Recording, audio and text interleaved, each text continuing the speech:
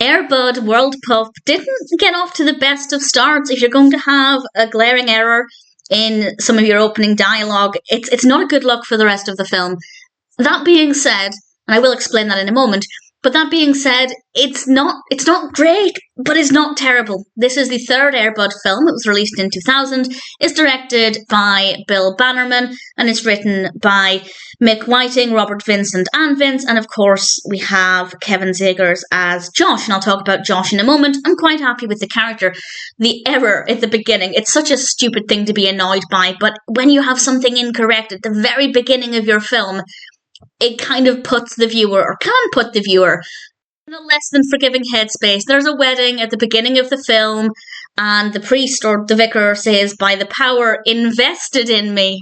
It's such an amateur error. It is, of course, vested in me, and it drove me insane. And I realise I'm overthinking it. It's such a tiny thing, but if you are a creator of any kind, getting everything correct and shiny and polished at the very beginning is the least you can do to have a positive start for a film, and unfortunately that didn't happen. The rest of the film, there were no other errors that I detected, but it wasn't great, and there's one main reason for this. But in terms of Josh and his part of the story, it was quite good. So if you're looking for a film that follows Buddy's journey, I mean, it does follow Buddy's journey, but it feels like he's secondary to the main narrative. And I got this impression with the second film as well, Golden Receiver.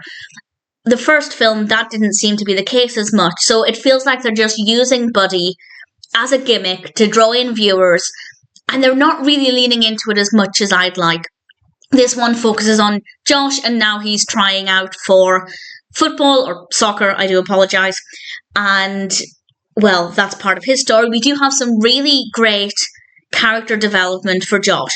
So if this were Josh's story, and it wasn't being marketed as a story about Buddy, and that's not to say Buddy's not in it, but if this was a story where Josh was at the forefront and we were watching it because we wanted to follow Josh's journey, absolutely it would have been fine with that. It would have worked well.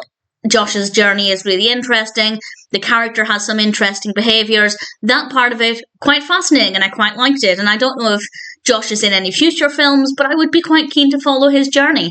But as I said, it seems like Buddy is almost an afterthought. He just doesn't seem to be in it as much as I would like. But when he's in it, it's great. Really enjoyed watching him play soccer. Absolutely adorable. But unfortunately, it just did not meet my expectations. That being said, we do have some gorgeous dogs in this. The pups are absolutely beautiful. And I did like following Buddy's story. I just feel like he was a bit of an afterthought. It kind of almost feels like, maybe this is a bit of a stretch, but it feels like they created a narrative and then found ways to inject Buddy into the story rather than creating a narrative around Buddy, and I don't think that's the right approach. Maybe they didn't do that, but that's what it feels like.